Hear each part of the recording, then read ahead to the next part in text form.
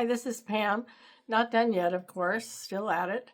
And I'm not sure where this video is going to go, but a couple of things happened last night and this morning that just gave me the inspiration and the need to talk about this and see what people think and see what I think. I think a lot out loud, I guess. I found this little piece of paper, and on it were notes about things that, the niggling little things and not so little things that happen to you as you get older. So I was looking at that before I went to bed. And this morning I woke up early and what came to my mind was the slogan that I've started putting on things to share the privilege of growing old. And what struck me about that was the word privilege.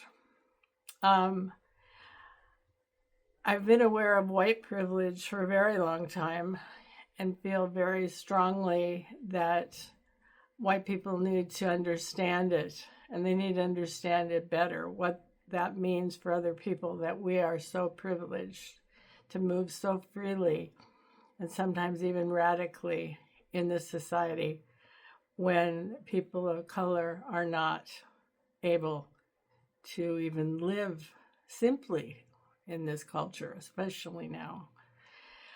But it was privilege in terms of aging. And yeah, I feel very privileged to be alive at 78, almost 78. And I think that my husband felt privileged to be with me as long as he was. He died right after his 84th birthday.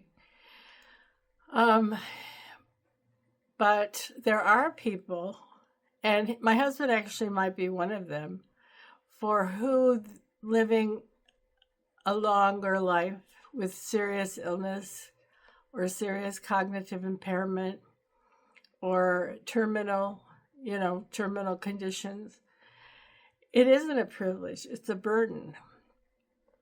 And it's just another way that I guess that I have been so blessed, and it's just, I don't get it. Why is it that some people have everything to deal with and other people don't? Life is so random, and what happens to each of us is random, and it's scary. I'm scared. And I'm in Minneapolis, and that makes me even more scared. I have to go to the doctor in a couple of weeks, and I will have to take Uber, and most of the Uber drivers, who are wonderful, or the Lyft driver, appear to not have been born in this country. Let's put it that way. So what if I stops my Uber driver while I'm on the way to the doctor? What do I do then? It's all just, the whole thing is so scary. But back to privilege. So I have this unique privilege of being relatively healthy. I'm forgetful. I have arthritis. Yep. I have sleep apnea. I have no major chronic illnesses. I've never had a joint replaced, knee or shoulder or hip.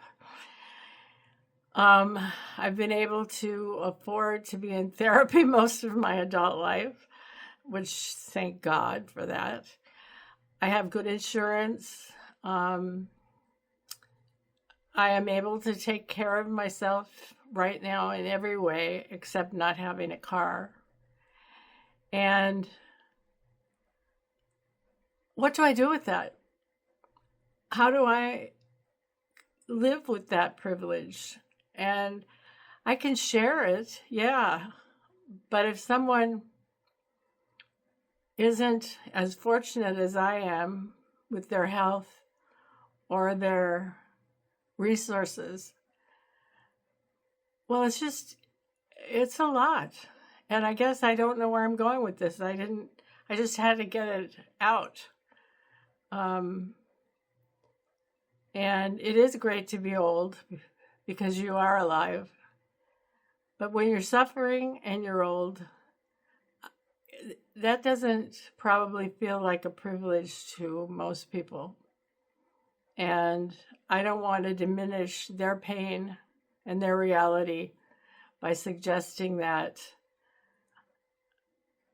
everyone who's older is privileged to live the life that I live. And I guess that's all I have to say for today. This is a tough day. It's a tough world. Yeah. Anyway, thanks for listening. Bye.